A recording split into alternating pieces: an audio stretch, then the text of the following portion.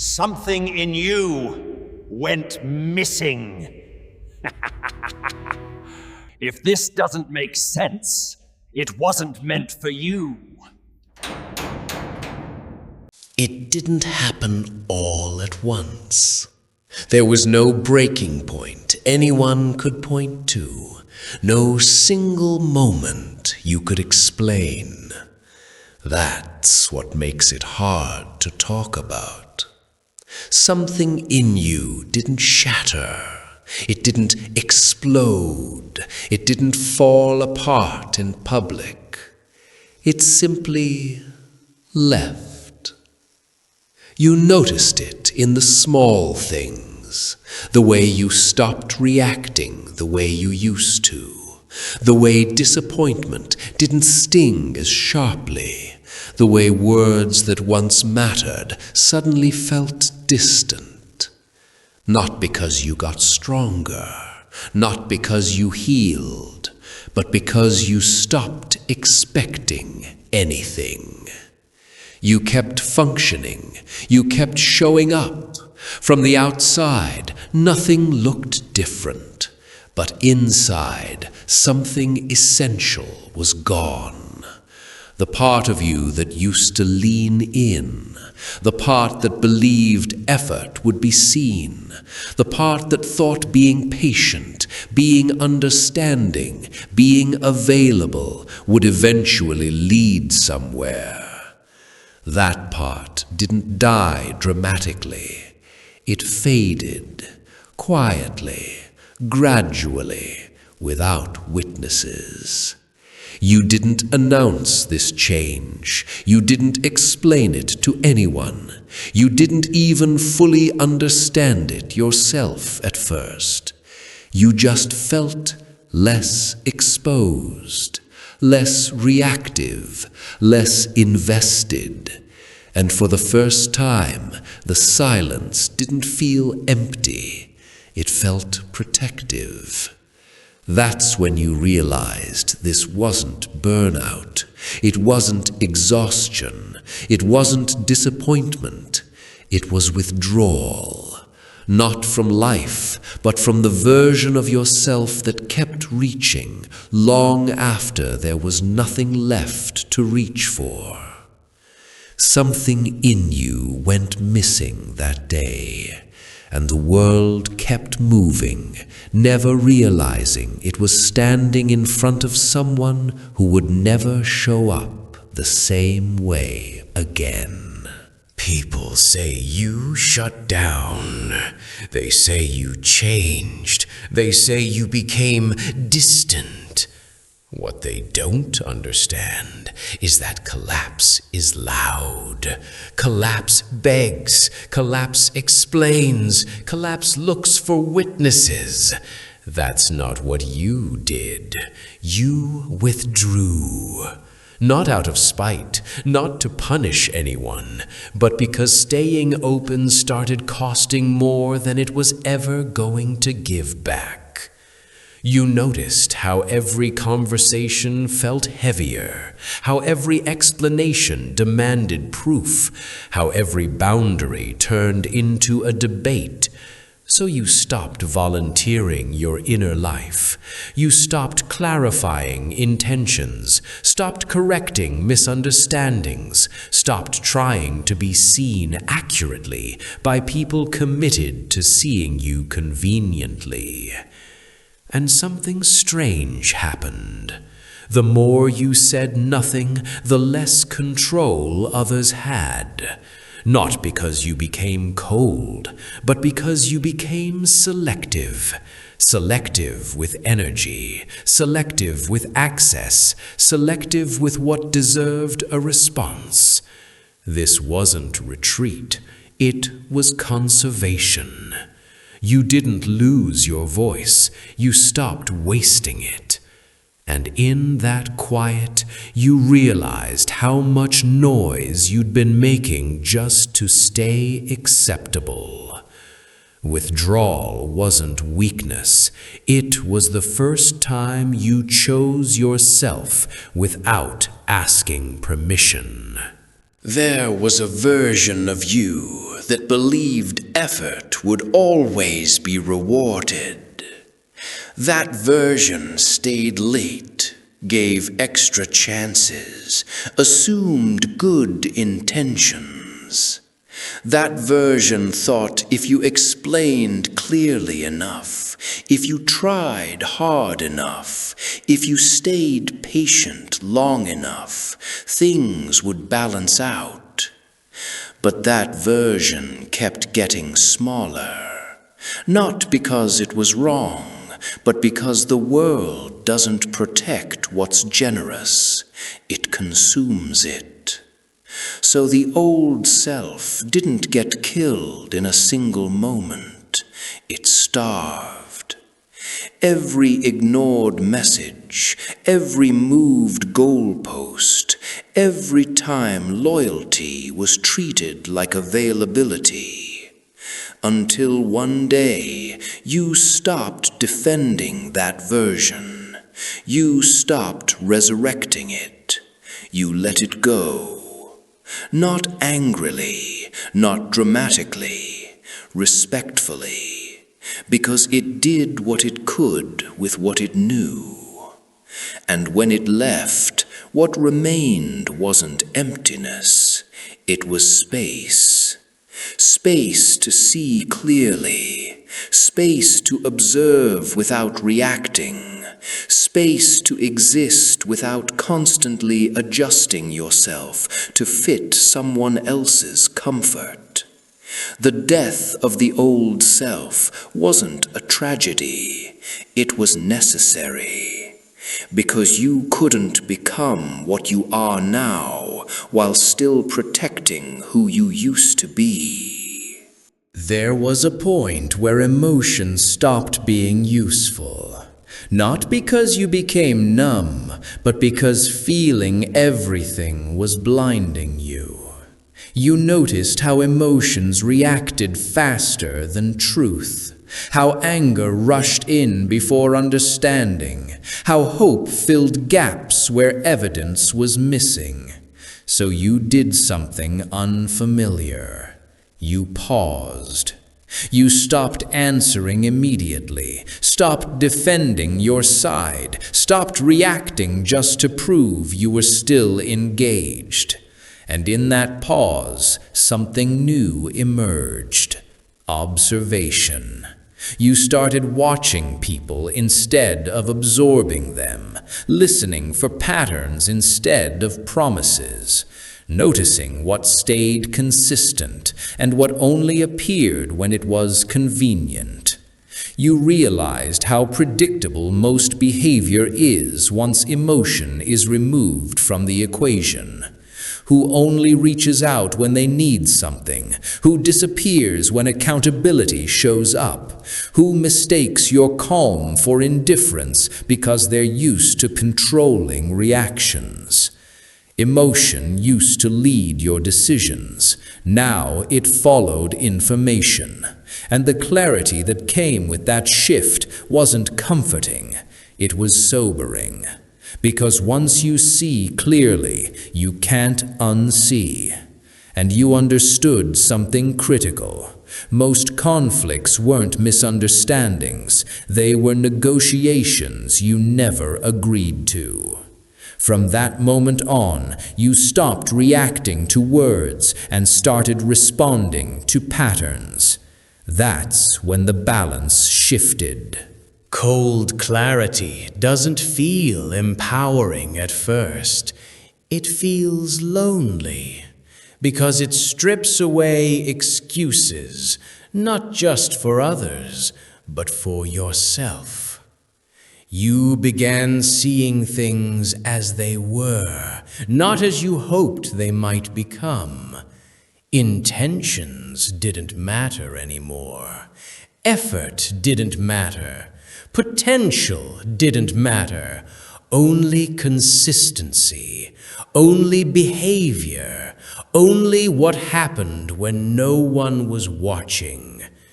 You stopped romanticizing struggle, stopped calling tolerance strength, stopped mistaking endurance for loyalty. And suddenly, the truth felt unavoidable. Some people weren't confused, they were comfortable. Comfortable with you overextending, comfortable with you explaining, comfortable with you absorbing the cost so they never had to. Cold clarity took that comfort away. It showed you where your energy leaked, where your presence was taken for granted, where your silence would say more than any explanation ever could. This wasn't bitterness, it wasn't resentment, it was precision. You didn't hate anyone, you didn't need to. You just adjusted your distance to match reality. And that adjustment changed everything. Because once clarity sets in, you stop chasing closure. You stop asking why. You already know. You used to think power announced itself, that it raised its voice, that it demanded attention, that it needed to be seen to be real. That belief didn't survive clarity. Real power doesn't explain itself. It doesn't repeat itself. It doesn't compete for space. You noticed how the loudest people were always trying to convince someone, sometimes even themselves, and how the quiet ones never seemed rushed. You stopped filling silences, stopped smoothing tension, stopped offering reassurance where none was earned. And something subtle changed. People leaned in when you spoke, not because you spoke more, but because you spoke less. Your calm unsettled those who relied on chaos. Your restraint confused those who depended on reaction. Your stillness removed the leverage they once had. You weren't withholding, you were composed, unreadable, not distant, present but unreachable. This kind of power doesn't dominate rooms, it alters them. It shifts the weight of conversations. It forces others to reveal themselves while you remain steady. You didn't become intimidating, you became unmovable. And that's what people feel before they understand what's changed. Once you stopped reacting, time stopped working against you. Before, urgency controlled your decisions.